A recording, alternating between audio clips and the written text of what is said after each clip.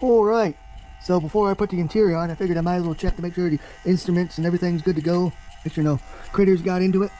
And when I did, I found out that I ain't got no turn signals. So, doing some testing, found out, well, this is bad. That's your flasher relay. What it does, if anyone doesn't know, sends power, gets hot, makes a connection, and then it gets so hot, it breaks connection. And that's how it flashes. Goes back and forth all day. So, I got this one, Mr. Chinaman from Advanced Auto Parts.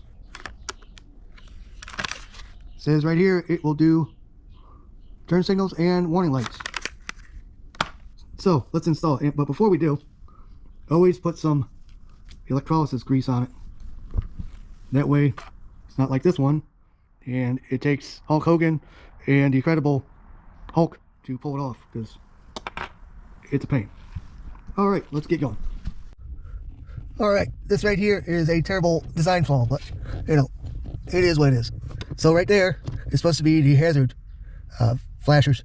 I took that one off, and that one up top there is where your turn signal, relay, fuse, whatever you want to call it, goes.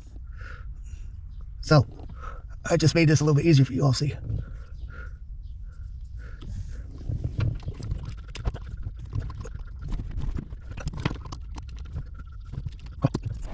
All right, there we go. It's in. All right, let's see what happens. Here we go. We got blinkers.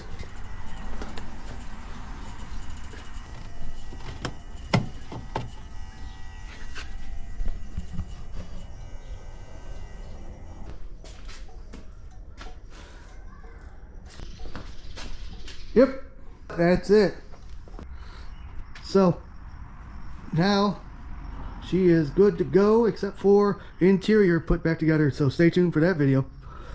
But that's all I got going on right now. So if you guys like this content, please give a thumbs up.